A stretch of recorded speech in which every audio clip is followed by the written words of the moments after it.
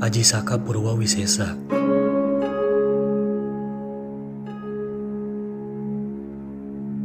Ajisaka Purwawisesa adalah nama lain atau sandi ajaran Sunda milik bangsa Galuh Agung yang disampaikan oleh Sang Sri Rama Mahaguru Ratu Resi Prabu Sindula Hyang atau Sang Hyang Watu Gunung Ratu Agung Manikmaya atau sering disebut sebagai Aji Tirem atau Aki Tirem.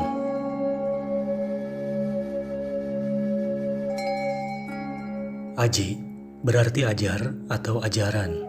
Saka berarti pusat inti atau pilar utama atau inti utama atau matahari. Purwa berarti purba atau masa lalu yang sangat lama atau zaman dahulu sekali, atau boleh jadi maksudnya adalah leluhur. Wisesa berarti kuasa atau penguasa atau kekuasaan atau yang berkuasa. Maka Ajisaka Purwawisesa kira-kira mengandung beberapa makna sebagai berikut. Pilar utama ajaran para penguasa zaman dahulu, ajaran utama para penguasa masa lalu, inti ajaran para leluhur yang berkuasa, atau boleh jadi artinya adalah ajaran matahari. Majati.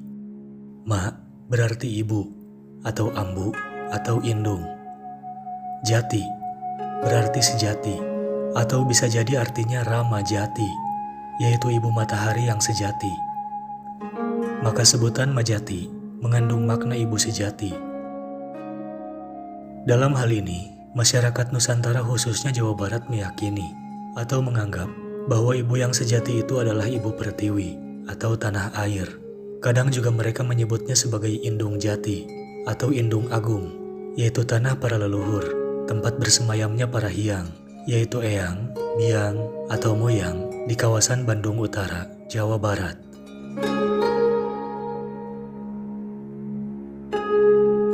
Dora dan Sembada. Dora adalah singkatan dari Doraka, yaitu berbohong, tidak jujur, menipu, atau berdusta. Sembada berarti makmur, sentosa, berkecukupan, dan kuat. Dengan demikian, dalam kisah ini menunjukkan bahwa Ajisaka membawa berita buruk tentang kebohongan, yaitu Dora. Sedangkan yang ditinggalkan untuk menjaga pusaka ibu pertiwi atau Majati adalah kebaikan atau kemakmuran atau kesentausaan, yaitu Sembada.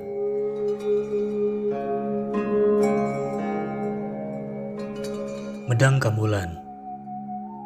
Medang atau Madang berasal dari Mada Hyang, berarti ibu agung, lumbung padi, atau boleh jadi maksudnya adalah ibu kota, yaitu Jawa. Kamulan berarti kemuliaan. Medang Kamulan berasal dari kata ma atau ibu, da yaitu agung atau besar, hyang yaitu leluhur atau kemuliaan. Jadi, makna keseluruhan dari istilah Madang Kamulan adalah yang mulia ibu hyang agung atau ibu negeri atau ibu kota kemaharajaan Nusantara di Pulau Jawa.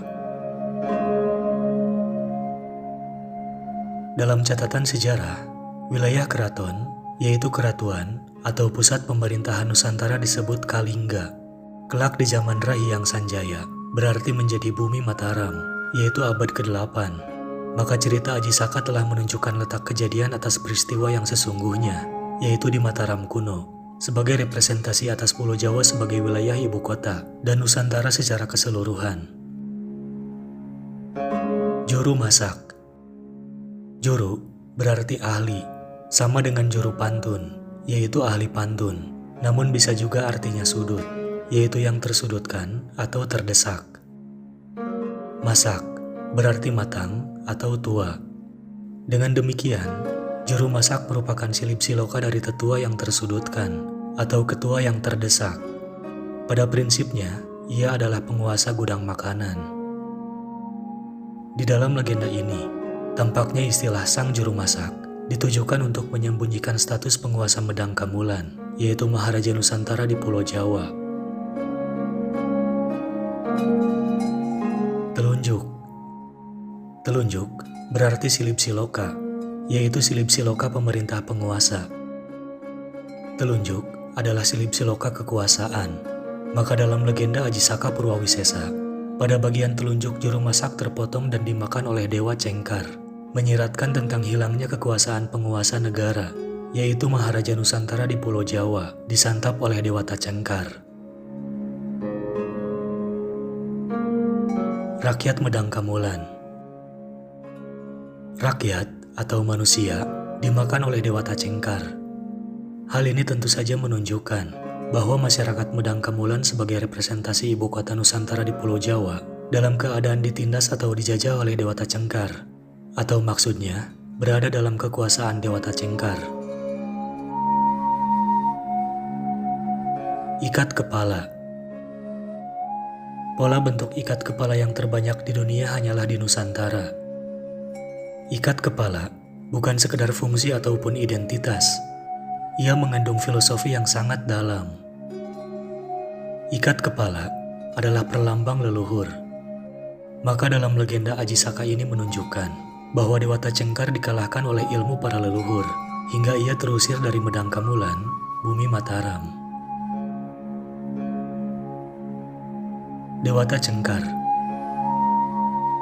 Dewa berarti cahaya, bukan sinar atau bukan matahari. Ta yaitu gerak hidup. Cengkar yaitu tempat luas yang tandus dan gersang, tempat kering berpasir dan berbatu atau padang pasir. Jika ditelaah berdasarkan kata per kata, tampaknya sosok Dewata Cengkar ini adalah simbol penguasa yang datang dari wilayah gersang dan tandus atau padang pasir, lalu menguasai negeri lumbung padi atau Medang Kamulan, ibu kota Mataram kuno di Pulau Jawa atau representasi dari Nusantara. Buaya putih. Tentu saja, di dunia ini tidak pernah ada buaya yang berwarna putih. Apalagi, ia jenis makhluk yang biasa tinggal di lumpur atau kotor. Dalam sudut pandang masyarakat Pulau Jawa dan Nusantara pada umumnya, sosok buaya merupakan perlambang keburukan. Misalnya, air mata buaya, buaya darat, bajul buntung, dan lain-lain. Dengan demikian, makna yang terkandung dalam kisah Dewata Cengkar berubah menjadi buaya putih. Maksudnya adalah terbongkarnya penyamaran Dewata Cengkar dan terkuak keburukannya. Namun demikian, ia masih juga ada di tanah air dengan berkedok kesucian. Aksara Hana Caraka.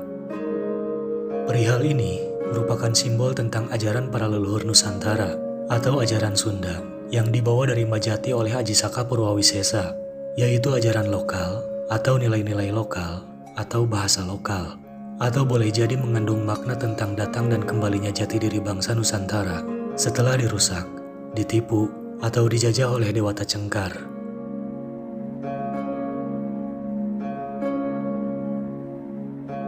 Kesimpulan dari legenda Aji Saka Purwawisesa dan Dewata Cengkar ini adalah memberitakan tentang kejadian di masa lalu, yaitu melihat runtun kejadian sejak datangnya Dewata Cengkar ke Pulau Jawa, hingga Aji Saka atau Sanjaya menjadi Raja Medang Kamulan atau Raja Bumi Mataram pertama.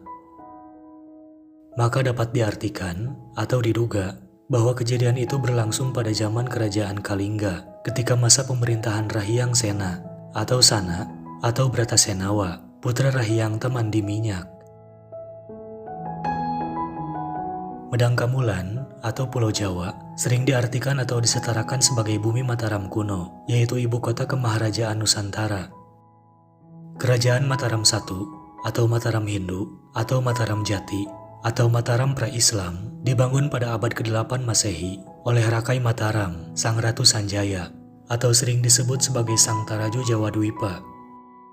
Aji Saka Purwawisesa adalah simbol inti ajaran paling tua di dunia yang menjadi pilar utama bumi Nusantara, yaitu ajaran matahari bangsa Galuh yang dibawa oleh Rahyang Sanjaya dari wilayah Rama, yang pada saat itu dipimpin oleh Rahyang Tamandiminyak Sang Amara atau Semar atau Sang Rama. Beliau berkedudukan di pusat Ibu Pertiwi, yaitu Ka Ambu Uyutan atau Kabuyutan, yang kita kenal sebagai Parahyang atau wilayah Rama.